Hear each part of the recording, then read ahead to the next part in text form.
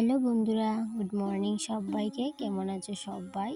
আশা করছি রাধা মাধবের কৃপায় সবাই ভালো আছো। তো গিন্নিশালা রান্নাঘর ব্লগসের তরফ থেকে তোমাদের সবাইকে আবারও অনেক অনেক ভালোবাসা ও ওয়েলকাম জানিয়ে আজকের কাজকর্মগুলো শুরু করছি। তো দেখে নিশ্চয়ই বুঝতে পারছো কতটা সকালে ঘুম থেকে উঠেছি। ওই যে দায়িত্ব, কারণ প্রত্যেকটা গৃহিণী একটা সময় কিন্তু দায়িত্বটা ঠিকই কাঁধে নিয়ে নেয়। এমন একটা সময় ছিল যখন দায়িত্ব বলতে কিছুই বুঝতাম না, কিন্তু ওই যে সময়ের সাথে সাথে এই যে সংসারের প্রতি এতটা মায়ায় জড়িয়ে গেছি, এখন কিন্তু চোখে যদি প্রচণ্ড ঘুম থাকে সেই ঘুমটা কোথায় যেন উড়ে যায়। তো খুব সকালে তাই জন্য ওই যে দায়িত্বের তাগিদে কিন্তু উঠে পড়লাম, সংসারের ভালোবাসা মায়ার টানই বলতে পারো। তো খুব সকালে ঘুম থেকে উঠেই তো দেখতে পেলে সবার আগে কিন্তু চলে আসলাম রান্নাঘরে। কারণ কি, রান্নাঘরটাতে আমার গুছানো একটা নেশাই বলতে পারো। কারণ যারা প্রতিনিয়ত আমার ব্লগ ভিডিও দেখো তারা তো জানো যে আমি রান্নাঘরে কতটা কাজকর্মকে ভালোবাসি।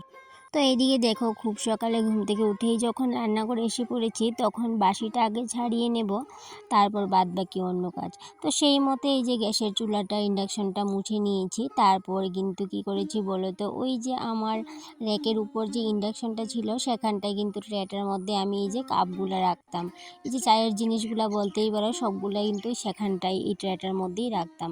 তো আজকে হঠাৎ করে কি মনে হলো যে ট্রেটা এখান থেকে সরিয়ে দেব আর ট্রেটাকে নিয়ে আসবো টেবিলে। তো সেই মতে টেবিলে ট্রেটাকে নিয়ে আসলাম, আর ওই কাপের যেই জায়গাটা ছিল সেই জায়গাটার মধ্যে একটা থালের মধ্যে কাপগুলো নিয়ে সেখানটায় রেখে দিলাম। তো ভাবলাম একটু চেঞ্জ করে নিই, যেহেতু প্রত্যেক দিনই একটু না একটু চেঞ্জ করেই থাকি আমি রান্নাঘরের কাজকর্ম, তাই জন্য সেটা ভাবে আজকেও কিন্তু একটু চেঞ্জ করে নিয়েছি। আর সেই মতো সমস্ত কিছু গুছিয়েও নিয়েছি, টুকিটাকি যা ছিল কাজ। আর এমনিতে তো রাতের বেলা সমস্তটাই করে রাখি, কিন্তু সকালে তো আর অতটাও কাজ থাকে না। তারপরেও কিন্তু ওই যে আধ ঘন্টার রুটিন, সেটা তো তোমাদের সাথে শেয়ার করেই থাকি, তাই জন্য আজকে আর নতুন করে কিছু বলবো না। তো যাই হোক, এদিকে দেখো সমস্ত কাজবাজ শেষ করে আমি কি করলাম বলো তো, ওই যে ঝাঁটা দিয়ে সুন্দর করে র্যাকের নিচটা না এতটাই নোংরা হয়েছিল, সমস্ত জায়গাটাই কিন্তু ভালো করে ঝাড়ু একদম ভিতরে ঢুকিয়ে সুন্দর মতো ঝাড়টা দিয়ে দিলাম। তারপর এই যে আজকে না কোমর ব্যথাটা একটু বেড়ে গিয়েছিলো, তাই জন্য এই যে ঘর মুছার স্টিকটা সেটা দিয়েই রান্নাঘরটাকে আজকে মুছে নিলাম। তো যাই হোক, কথা বলতে বলতে না নিজের পরিচয়টা দিতেই ভুলে গেছিলাম, তো এখন দিয়ে দিচ্ছি। হ্যালো বন্ধুরা, আমি রূপা, ত্রিপুরার ধলাই জেলার ছোট্ট একটা গ্রাম থেকে অতি সাধারণ ঘরের অতি সাধারণ একজন গ্রাম্য গৃহবধূ। তো সকালে তো দেখতেই পেলে সমস্ত কাজবাজ রান্নাঘরের কমপ্লিট করে নিয়েছি। তারপর এই যে সকালে এই যে আমার রান্নাঘরের সিঁড়িগুলো লাগে সেগুলোর মধ্যে একটু জল দিয়ে দিলাম। মনে হয় কি, যতক্ষণ অবধি এই সিঁড়িগুলোর মধ্যে জল না দেবো ততক্ষণ অবধি মনে হয় কি বাসিটা না পুরোপুরিভাবে কমপ্লিটভাবে ছাড়াতে পারিনি। তো এইদিকে দেখো, গল্প করতে করতে রান্নাঘরের সমস্ত কাজবাজই কমপ্লিট, বাসিটাও ছাড়িয়ে নিয়েছি। তারপরে চলে আসলাম উঠোনে। উঠোনে না কিছুটা ঘাস বাছবো, আগে থেকেই প্ল্যান করে নিয়েছিলাম, কারণ কি প্ল্যান মাফিক কিন্তু সব কাজই করতে হয়, না হলে কিন্তু সময়ের মধ্যে কোনো কাজই করা হয়ে ওঠে না। তাই জন্য দেখো সকাল সকাল তো উঠে কাজগুলো সেরে নিয়েছি, আর এখন ভাবলাম যে না, উঠোনের কাজগুলো সেরে নিই। উঠোনের কাজগুলো বলতে এই যে ঘাসগুলো উঠাবো কিছুটা, তারপর উঠানটা ঝাড় দিয়ে নেব। আর এখনও না হাজব্যান্ড উঠেনি যেহেতু ঘুম থেকে, তার সাথে ছেলেও উঠেনি, তো ভাবলাম এই ফাঁকে আমি এই কাজগুলো করে নিই। আর এই যে বৃষ্টি হয়েছে, এই বৃষ্টির কারণে এখন সারা উঠানে ঘাস হয়ে গেছে। এখন যদি এগুলাকে একটু একটু করে পরিষ্কার না করি, তাতে করে কিন্তু কিছুদিন পর এতটা জঙ্গল হয়ে যাবে আর সাপ চুপের কিন্তু দেখা মিলবে। তো তাই জন্য ভাবলাম একদিনে তো আর করতে পারবো না, তাই প্রত্যেক দিন একটু একটু করে নিয়ে পরিষ্কার করে নেব সমস্ত উঠানটাই। তো উঠানটা ঝাড় দিতে দিতে তোমাদের সাথে আরেকটা কথা শেয়ার করতে ইচ্ছে করছে। সেটা কি বলো তো, যখন আমি বিয়ে করে এই শ্বশুরবাড়িতে প্রথম এসেছিলাম, তখন কিন্তু আমার এই ঘর দুটো না একদমই কিন্তু ভাঙা ছিল। রান্নাঘরটাও না ঠিকভাবে কিন্তু ভালো ছিল না, এই যে বেড়ার ঘর ছিল আর কীরকম অবস্থা ছিল, হয়তোবা তখন যদি তোমাদের সাথে রান্নাঘরটা শেয়ার করতাম তখন কিন্তু তোমাদের হয়তোবা একটুকু ভালো লাগতো না। তো যাই হোক, আমার ওই আগের কথাগুলো না এখন মনে পড়ে। এখন যেহেতু একটু গুছিয়ে গাছিয়ে রাখি, তাই জন্য কিন্তু দেখতে ভালো লাগে রান্নাঘরটা। যদিও বা আমার রান্নাঘরটা এখনও মাটির, কিন্তু তবু কিন্তু আগের তুলনায় তো এখন একটু ভালোই মোটিভেট করে নিয়েছি। তার সাথে এই যে গরিব শ্বশুরবাড়ি পেলেও এখন কিন্তু আমি সব কিছু পাল্টে নিলাম আমার নিজের যত্ন ও ভালোবাসা দিয়ে। এখন আর সংসারের প্রত্যেকটা জিনিস কিন্তু আমার কাছে দামি।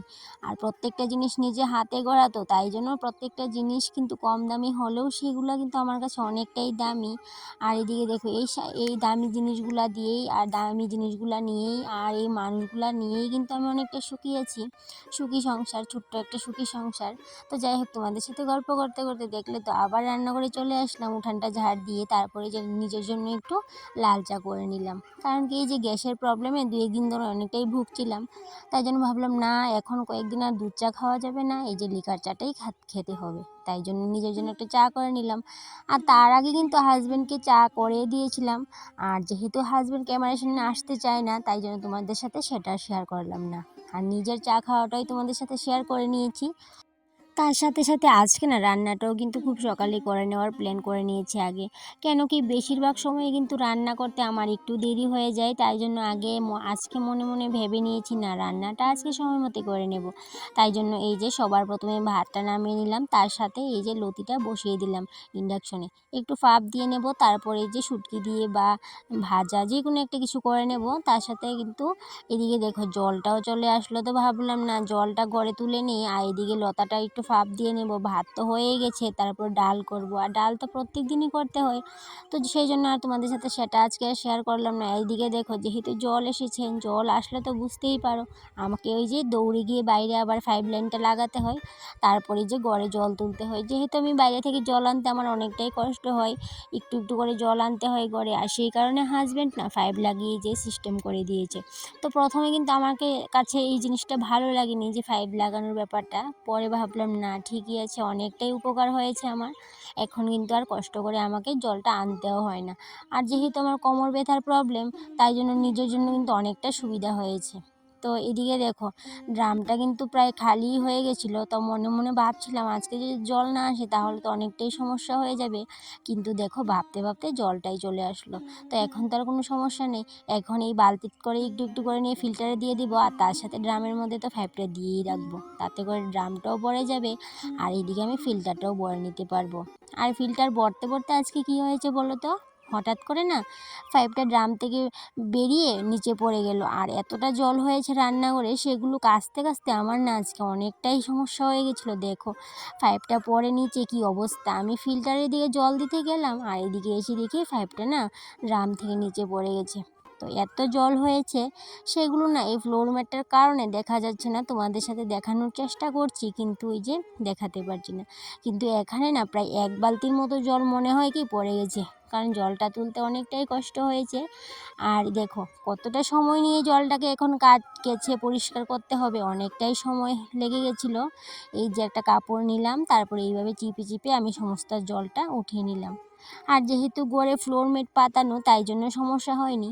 যদি মাটির ঘর হতো তবে কিন্তু মাটিগুলো একদম প্যাক হয়ে যেত আর অনেকটাই সমস্যা হয়ে যেত। আর ফ্লোর ম্যাট থাকার কারণে কিন্তু সেই সমস্যাটা আর হয়নি। তো যাই হোক, এদিকে দেখো সমস্তটাই পরিষ্কার করে নিয়েছি, তার সাথে জলও কিন্তু বরে ড্রাম বালতি সমস্ত কিছু বরে নিয়েছি। আর এখন রান্নাটাও কিন্তু কমপ্লিট করে নেব, আর তার সাথে কিছু টুকিটাকি কাজ আছে সেগুলোও সেরে নেব। তো প্রথম অবস্থায় না বিয়ের পরে কিন্তু এতগুলা জিনিস আমার রান্নাঘরে ছিল না। এখন যতগুলা জিনিস আমার রান্নাঘরে আছে সবগুলা জিনিস কিন্তু বলতে পারো এক একটা আমার শখের জিনিস। শখ করে করে সবগুলা জিনিস কিনেছি, হোক না কম দামি। আমার কাছে কিন্তু এই কম দামি জিনিসগুলোই অনেকটাই দামি। তো যাই হোক, এই কম দামি জিনিসগুলো দিয়ে আমি আমার রান্নাঘরটাকে একটু সুন্দর করার চেষ্টা করি প্রতিনিয়ত। আর এদিকে দেখো এই যে আমি হ্যাঙ্গিং প্ল্যান্টের ইয়েটা বানিয়েছিলাম, সেটার কিন্তু দেখো গাছগুলো অনেকটাই বড় হয়েছে। আর তার সাথে এগুলোতে তো জল দিতে হয়, এই যে জলও দিয়ে দিলাম আজকে। তো ফাঁকে ফাঁকে কাজের ফাঁকে ফাঁকে না একটু একটু করে জল দিয়ে দিই, কারণ কি এটা যেহেতু একটা ঝুড়ি, বেশি জল দিলে না জলটা নিচে পড়ে যাবে, তাই জন্য যে হালকা হাতেই জল দিতে হয়। আর এদিকে দেখো এই দিয়ে সব কিছু আমি কিন্তু পরিষ্কার করে নিচ্ছি, কোনো কিছুতেই কোনো ময়লা নেই, সমস্তটাই একদম ঝকঝকে করে নিয়েছি। আর রান্নাটাও কমপ্লিট করে নিয়েছি। আর তার সাথে না এখন কিন্তু অনেকটাই খিদে পেয়ে গেছে। আর খিদে পেয়ে গেছে যেহেতু কাল রাতের না বাসি ভাত ছিল, পান্তা ভাত, তো সেটাকে নিয়ে নিলাম, কারণ কি একদমই ভালো না ভাত নষ্ট করা, তাই জন্য ভাতটাকে নিয়ে নিলাম। এখন কিন্তু পান্তা ভাতটাই খেয়ে নেব। তো খুব তৃপ্তি করে পান্তা ভাতটাও খেয়ে নিলাম। আর কী দিয়ে খেলাম বলো তো? এই যে দুধ দিয়েও আমার পান্তা ভাত খেতে অনেকটাই ভালো লাগে। তো এইদিকে দেখো পান্তা ভাতটা খাওয়ার পরে কিন্তু আমার কিন্তু সমস্ত কাজবাজ যেহেতু আজকে শেষ, এখন স্নানটা করে পুজো দিয়ে দেব। তো সেই মতে কিন্তু প্ল্যান করেছিলাম, কিন্তু পুজোটা দিতে একটু দেরি হয়ে গেছে। আর তারপর দুপুরবেলা হাজব্যান্ড বাড়িতে এসে বেলের শরবত বানিয়েছে। তো আমাকে বলল খাবে, আমি বললাম না এখন খাবো না, তুমি ফ্রিজে রেখে দাও, আমি পরে খেয়ে নেবো। তো দেখো এই যে এখন ফ্রিজ থেকে বার করে নিলাম, বেলের শরবতটা খেয়ে নেব। তো খেয়ে আবার স্নান করে পুজো দিতে চলে যাব। আর সেই সাথে সাথে আজকের ব্লগটা না এই পর্যন্তই থাকবে। আবার দেখা হবে পরবর্তী কোনো একটা ব্লগে। ততক্ষণে তোমরা ভালো থেকো, সুস্থ থেকো। টাটা।